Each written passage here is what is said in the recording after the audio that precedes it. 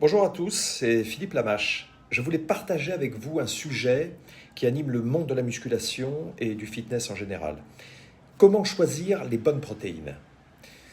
Ce n'est certes pas le premier article ou premier post ou même première intervention que je fais sur ce nutriment énergétique essentiel.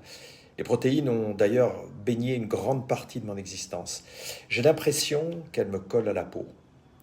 Je ne compte plus les séminaires sur le sujet, le nombre de poudres et autres boissons, produits prêts à l'emploi, entremets, desserts, etc., que j'ai pu goûter et auxquels j'ai participé pour leur développement. Pendant des années, j'ai aussi été consultant pour des marques de compléments alimentaires, donc d'aliments santé et de traitement du poids. J'ai également été fabricant pendant de nombreuses années et probablement précurseur dans l'élaboration de certaines compositions. La protéine de lactosérum, donc la whey protéine, n'en était à cette époque qu'à son balbutiement. Nous parlions alors très peu ou pas du tout d'isolate et encore moins d'hydrolyse.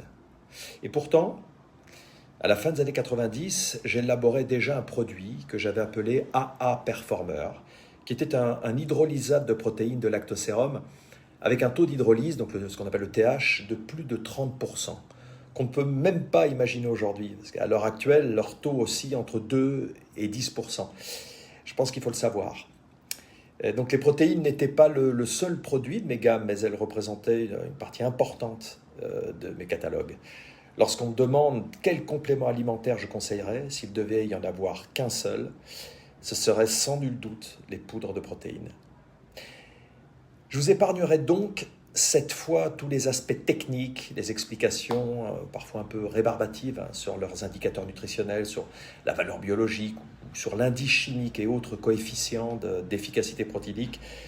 Je ne parlerai pas non plus de leur rôle d'un point de vue général, ni de l'intérêt de les consommer en quantité suffisante dans le cadre d'un régime de cétose. D'ailleurs, vous êtes invité à lire mon article « S'alimenter pour la super sèche », dont vous trouverez le lien en commentaire donc sous cette vidéo. Je ne vous donnerai même pas d'indication concernant la qualité intrinsèque des protéines animales versus les protéines végétales.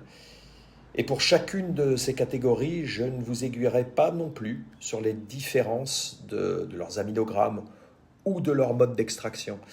Je souhaiterais simplement, au travers de cet article, de cette vidéo, que vous preniez conscience de quelques points essentiels et surtout très simples qui font appel à votre bon sens.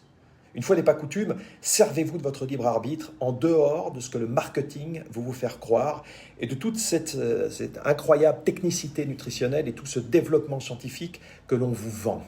Focalisez-vous sur l'essentiel, ce pourquoi vous souhaitez consommer ce produit. Ce sera alors déterminant dans le choix de la poudre protéinée que vous consommerez. Que trouvons-nous aujourd'hui sur le marché des protéines en poudre? La proposition est devenue pléthore. Nous y perdons notre latin, n'est-ce pas? Le temps où il n'y avait que 3 ou 4 produits est révolu. Il y a des centaines de marques et chaque marque propose plusieurs hyperprotéinés différents. Nous devons donc faire un choix parmi des milliers de produits. Chacun est le meilleur, le plus assimilable, le plus efficace, et chacun de ces produits vous fera progresser plus vite que les autres. N'attendez pas que je vous conseille telle ou telle marque ou que je vous fasse l'article de tel ou tel label. La majorité des estampilles de type produit approuvé que vous voyez sur l'emballage sont des auto-plébiscites. Les marques se fabriquent parfois leur propre label. Pourquoi achetez-vous une poudre protéinée? Vous achetez une poudre protéinée parce que vous voulez consommer un aliment très concentré en protéines. Ne l'oubliez pas, c'est la première des raisons. Vous n'achetez pas ce genre de produit pour y trouver du sucre sous toutes ses formes, maltodextrine, dextrose, fructose, ou tout un tas d'excipients, des exhausteurs de goût, des colorants, des additifs en tout genre, des enzymes, des substances ergogènes, ou en tout cas vendues pour telles, pouvant augmenter donc votre activité musculaire. Vous n'allez quand même pas croire que tout ce que l'on a pu mettre potentialisera l'effet du produit et que vous assimilerez tout grâce à un coenzyme. Apprenez vraiment à lire l'étiquette. Je pense que c'est là que réside le secret.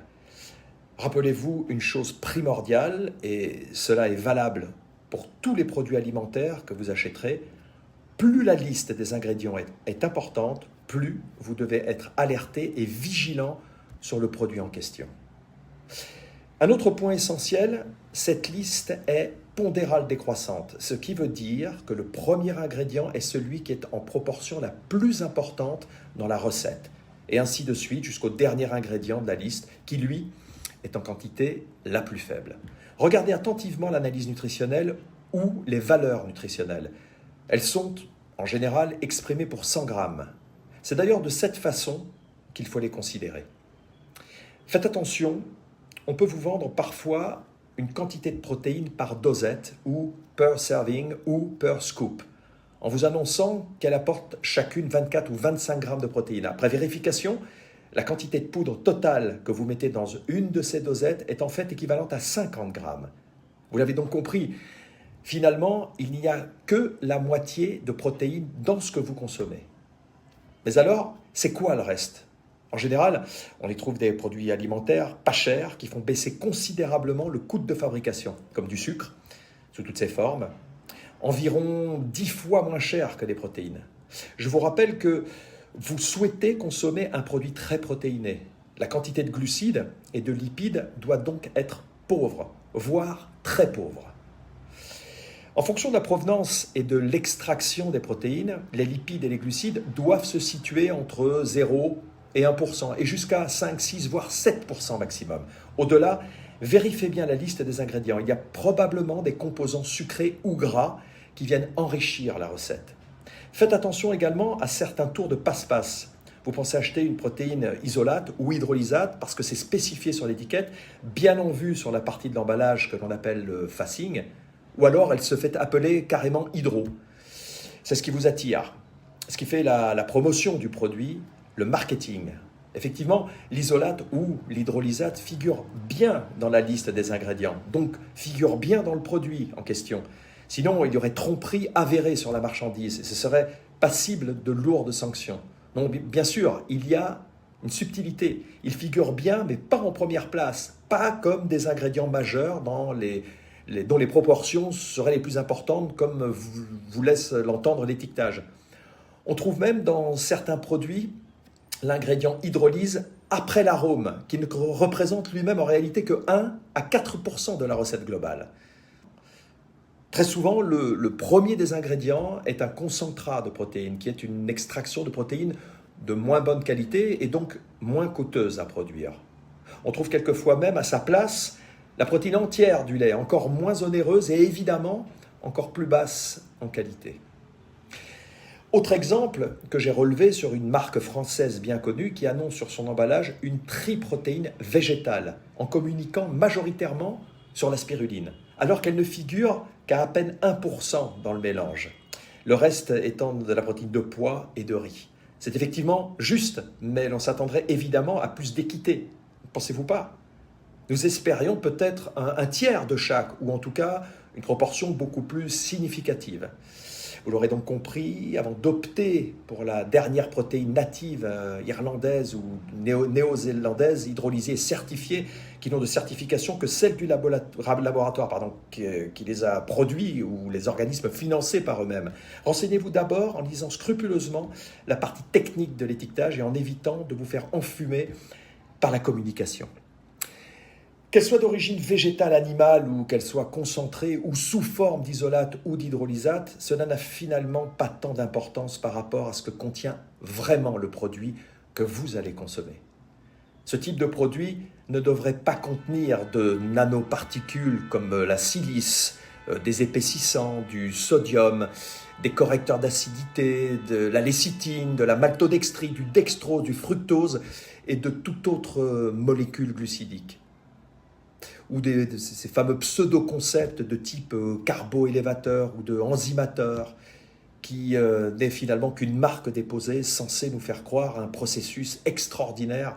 Donc on vous explique qu'il facilitera l'assimilation des protéines et qui n'a en fait aucune légitimité, mais appuyé évidemment par de véritables études scientifiques, dont vous trouverez les liens d'ailleurs en commentaire sous cette vidéo. Votre corps contient suffisamment de ces fameuses enzymes. À moins que votre hygiène alimentaire soit déplorable ou que vous soyez atteint de pathologies portant atteinte à vos fonctions métaboliques. Mais dans ces deux cas, de toute façon, la consommation d'hyperprotéinés semblerait complètement superflue. La liste des substances qui ne devraient pas figurer dans un hyperprotéiné est non exhaustive. C'est d'ailleurs stupéfiant, cette liste s'enrichit constamment pour que le nouveau produit de la firme X ou Y se vende. Pour qu'il soit vendu, il faut qu'il se démarque, évidemment. Vous devriez retrouver dans votre hyperprotéiné uniquement le ou les poudres de protéinés que vous avez choisies pour les qualités que vous recherchez. Un ou des arômes naturels de préférence et un édulcorant qui ne soit pas de synthèse si possible, ou un aliment sucrant avec un index glycémique bas. Rien de plus. Je vous invite à lire cet article intéressant du magazine Forbes qui épingle une pratique largement répandue aux USA et qui consiste à faire du spiking. Vous trouverez son lien également à la suite de ma vidéo. Cette pratique, le spiking, consiste à rajouter des acides aminés supplémentaires tels que de la taurine, de la glycine, de la glutamine ou de la créatine par exemple, dans leurs protéines en poudre. Cela a pour conséquence de dénaturer le produit, ça c'est sûr, mais aussi d'augmenter la quantité de protéines sur l'étiquetage et évidemment à moindre coût. C'est génial pour les fabricants. Ne tombez pas dans le panneau de la surenchère marketing. Gardez l'esprit clair. Ce que je vous explique vous semble logique?